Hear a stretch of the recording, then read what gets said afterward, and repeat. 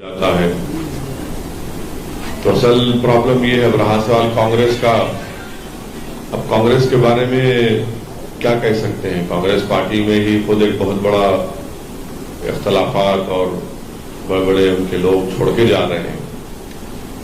जहां तक आम आदमी पार्टी की बात है, मैं आपको बता रहा हूं कि आम आदमी पार्टी में और बीजेपी में कोई फर्क नहीं है। ये सब ऐसे ही बातें करते रहते हैं।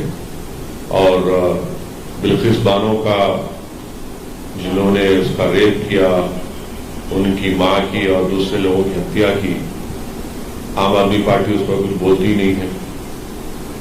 तो ये सब इस तरह की चीजें होती हैं चुनाव से पहले, मगर इनको समझना चाहिए कि जनता बहुत होशियार हो चुकी है, समझ चुकी है इन बातों को, और वो अपने वोट का इस्तेमाल सही तरीके से करने वाली है।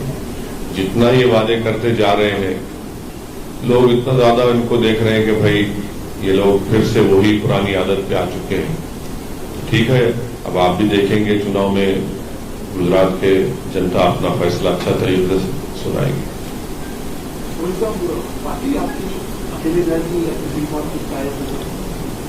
नहीं, हम तो इस सिलसिले में साबर भाई साहब बास लोगों से बातचीत कर रहे हैं। जब बातचीत हो जाएगी तो फिर बताएंगे आपको किसके साथ होगा, अलायंस जो भी होगा।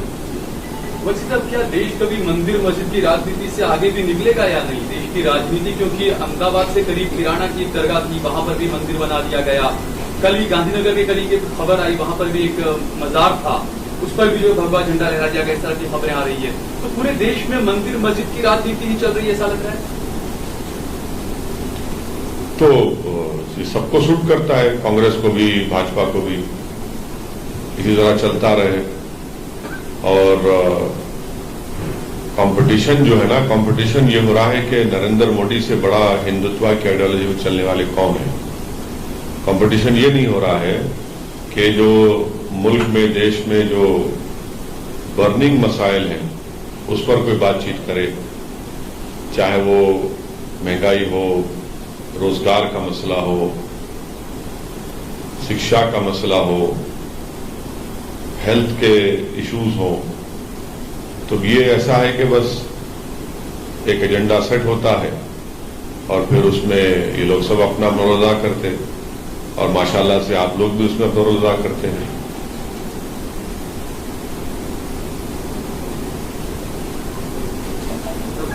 और कुछ सर, 2024 के चुनाव को लेके विपक्ष एकजुट हो रहा है। नीतीश अपना गुट बना रहे हैं। क्या बना रहे हैं? नीतीश कुमार अपना गुट बना रहे हैं। हाँ, शरद पवार अलग लगे हुए हैं। आप क्या किसके साथ जाएंगे? देखिए, 2024 के लिए नीतीश कुमार का आप नाम लेते हैं, मगर जब गुजरात में जो प्रोग्राम हुआ था 2002 में, उस वक्त तो नीतीश भाजपा के साथ थे। फिर वो बीजेपी के साथ मिलकर बिहार में सरकार बनाए। 2015 में छोड़ दिए, 17 में फिर भाजपा के साथ आ गए।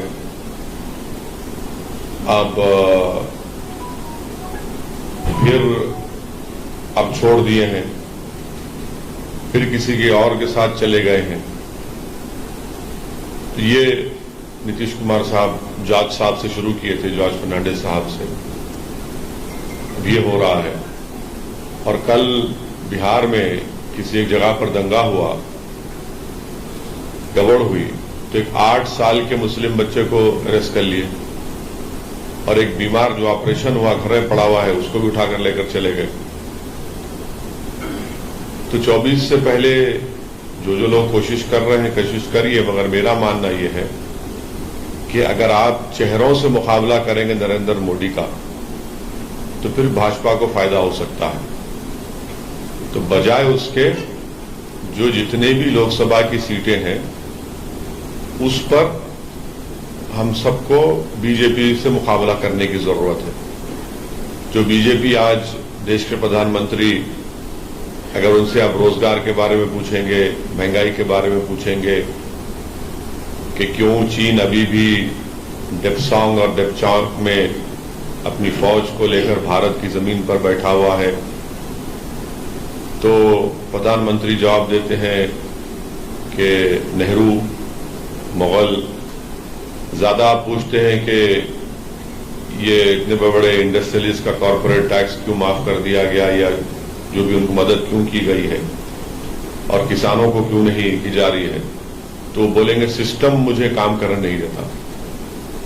300 एमपी उनके पास है।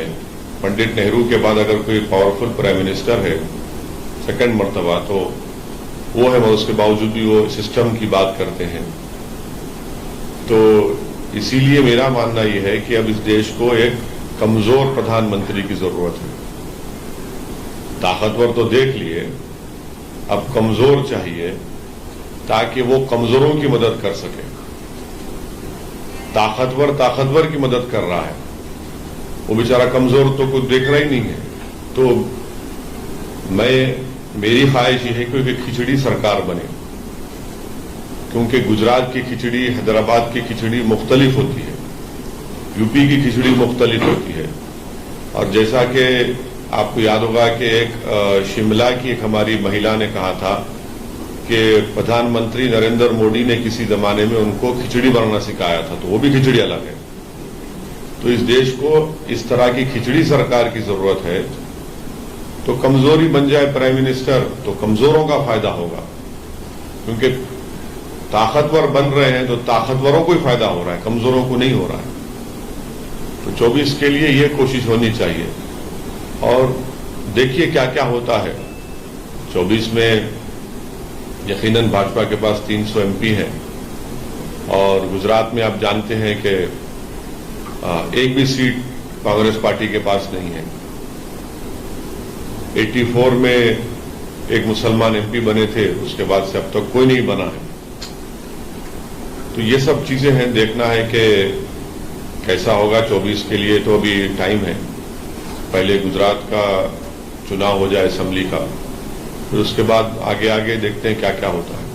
किसी का मानने में तो सभी दल जो है सब मिलते हैं। नहीं, देखिए, जब 2004 से 2014 की सरकार थी यूपीए की, हम 2012 में यूपीए को छोड़ दिए थे, क्योंकि वो लोग उस वक्त आंध्र प्रदेश में कम्युनल राइट्स ये वो सब गड़बड़ करा रहे थे।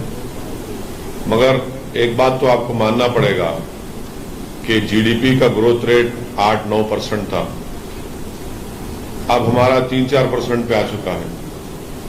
अब बीजेपी से आप बोलेंगे तो बोलेंगे नहीं, कोविड आ गया था, फिर यूक्रेन, कोई कोविड से पहले भी हमारा ग्रोथ रेट गिरा हुआ था।